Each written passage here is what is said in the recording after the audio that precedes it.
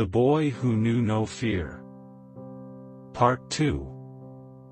So Anders went and asked the king if he could go into the castle, and the king said, "Yes, and you can bring 3 things with you. I would like a fire, a lathe, and a knife." "A lathe? Are you sure?" said the king. "Don't you want something more useful? Maybe an axe?" "What can a lathe do?" "A lathe can do lots of things," said Anders. "You can make anything with a lathe and a knife. And I need the fire to keep warm, of course." So the king sent him to the castle with a fire, a lathe, and a knife. When night came, Anders made a fire and sat down on a chair. "If only I could shudder," he said. "But I do not think I will learn it here." Then he heard a shout from a dark corner, "Ow, meow. It is so cold." "How stupid," he said. "If you are cold, come and sit by the fire." So 2 great black cats came and sat beside him. They looked at him with red eyes. They warmed themselves, and then said, "Shall we play a game of cards?" Anders did not think the cats were good. Black cats knew magic. So he said, "Yes, let's. But first, show me your hands." So the cats did so, and he saw that they had long claws. "Oh, what long claws you have! I will cut them for you." "How kind," said the cats. But Anders did not cut their claws. He held the knife at them. "I know what you want. You want to put those claws right in my eyes." "No. Thank you." He threw them out of the window, into some water below. But before he could sit down again, many black cats and black dogs came out of the dark. They all had red eyes, and they shouted and hurt him. "Go away," he shouted. He took his knife and started cutting them. Some ran away, but some stayed. He threw those ones out into the water. But the animals came, and there were too many.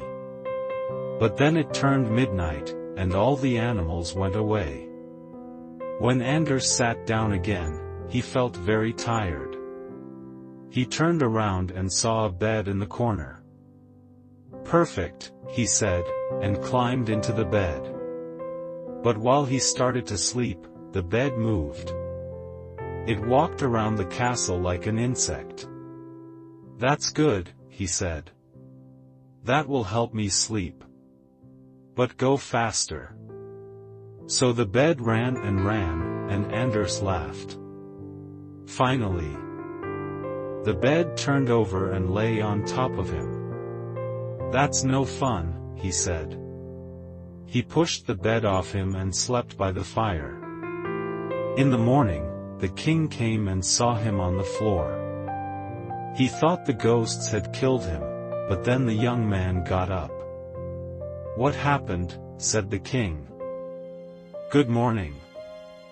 Unfortunately, I did not learn to shudder last night, but lots of things happened." "You mean, you were not afraid?" "Of course not. I slept very well." So the next night Anders went back into the castle and said again, "If only I could shudder." A few hours later, there was a loud sound, and something fell from the ceiling. It was a man, but only half of him. There were no legs or feet. "Hello," cried Anders. "The other half is not here. Where is the rest?"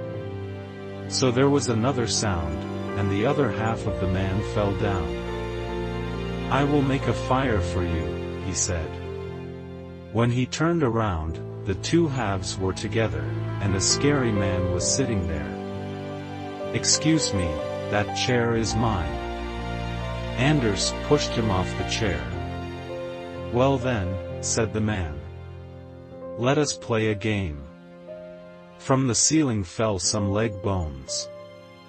On the ends of the bones were feet. "Ah, we are going to go bowling," said Anders. "I love bowling. But where is the ball?" Some skulls fell down as well. "These are terrible balls. They are not round." So Anders took the skulls and put them on the lathe. He worked the skulls until they were round. "There, now they will move very easily." They played bowling, and Anders did quite badly, but he had a lot of fun. But then, when it turned midnight, everything went away, the man, the skulls, and the leg bones. "Oh no! I didn't say goodbye." He lay down and went to sleep. The next morning, the king came and spoke to him again. "How was it this time?" "We went bowling." "But you did not learn how to shudder?" "No. It was great fun." On the third night, Anders sat on his chair and said, "If only I could shudder." A few hours later, 6 tall men came in with a coffin. They put the coffin in front of Anders. "Ah, I think that's my cousin. He died only a few days ago." The men opened the coffin, but the man inside was too big to be Anders' cousin. But the stupid boy said, "Cousin, you look so cold. Let me warm you." So Anders warmed his hand on the fire and held it to the man's face. But the body was still cold. So Anders carried him out of the coffin and put him by the fire. That also didn't help, so he carried him into the bed. Finally, the body warmed up and started to move. "See, cousin, I have warmed you up."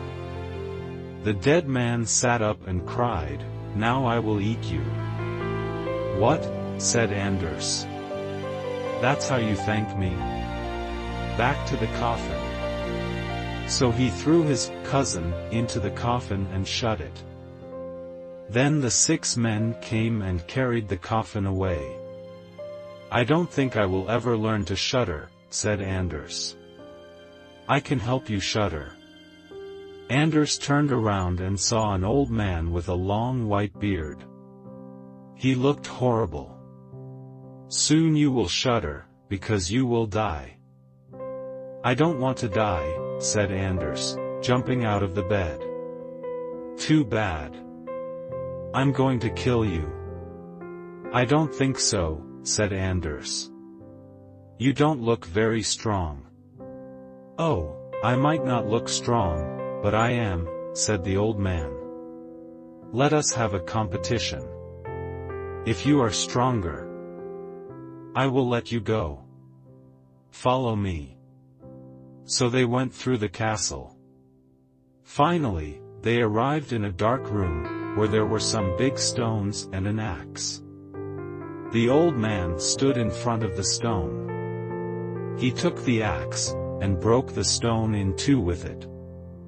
"I can do better than that," said Anders. He went to another stone and took the axe. The old man stood and watched. Anders took the axe and broke the stone in 2 with it. Then he took the old man's beard, put it between the pieces of stone, and closed the stone on it. "I can't move," shouted the old man. "Now I have you," said Anders. "Now you will die." He took a piece of stone and hit the old man with it until he cried, "Please stop. I will show you where the gold is." So Anders let him go. The old man showed him through the castle, and they went to a room with 3 boxes of gold. "One of these boxes is for the poor people, one is for the king, and the other is yours." But then, when it turned midnight, the old man went away, and the light went away as well. Anders stood in the dark. He carefully found his way back to the fire and slept there. The next morning, the king came and said, "Did you learn how to shudder?" "No, I did not. My dead cousin visited, and then a man with a beard came and showed me lots of gold, but nobody taught me to shudder." "Then you have done it. You stayed 3 nights in the castle. And you can get married to my daughter." "That is very good, but I still don't know how to shudder." So they brought out the gold and got married.